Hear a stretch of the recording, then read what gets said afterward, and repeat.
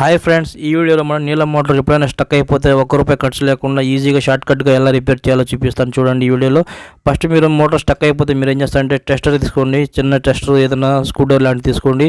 Back side చిన్న cup ఉంటుంది కదా, కప్ సైడ్ మనకు మనకు హోల్స్లో గ్యాప్ ఉంటుంది కదా, గ్యాప్లో మనకు టెస్టర్ పెట్టి ఈ విధంగా దానికి చిన్న ఫ్యాన్ ఉంటుంది. ఆ ఫ్యాన్ని రైట్ సైడ్కి తిప్పాలి మనం.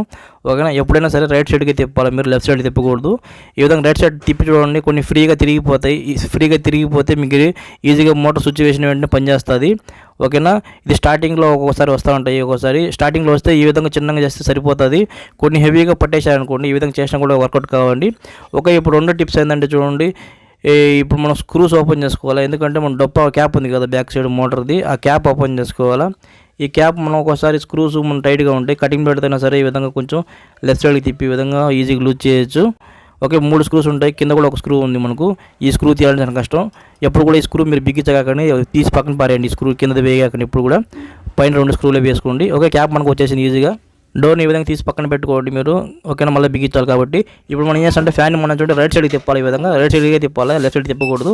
రైట్ సైడ్కి మనం తిప్పుతూ ఉండాలి, కొంచెం బాగా ఫ్రీ అవ్వాలి.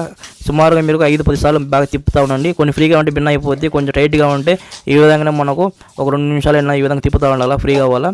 సిచ్యువేషన్ వెంటనే వెతుకోవాలి కాబట్టి ఇప్పుడు ఫ్రీగా తిరుగుతుంది, మనకు బాగానే ఉంది. ఓకే, అన్ని పక్కన తీసేయండి. ఈ విధంగా అడ్డం ఉంటే ఫ్రీగా తిరుగుతుంది చూసారు ఫ్యాన్. ఇప్పుడు మన సిచ్యువేషన్ వెంటనే పనిచేస్తుందండి.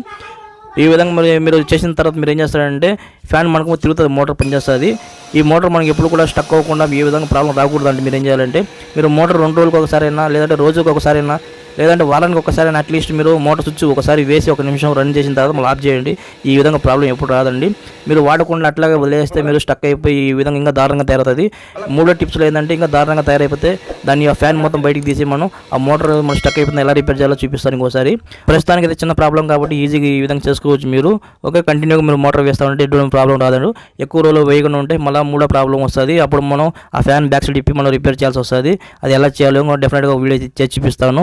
ఓకే, ఇప్పుడు మనం చూడండి డోర్ మీరు స్క్రూస్ చూడండి, ఎక్కువ హెవీ టైట్ చేయగానే మళ్ళీ ఎప్పుడైనా ఇప్పాల్సి వస్తుంది. చిన్నగా టైట్ చేసుకుంటే అంతే అయిపోద్ది.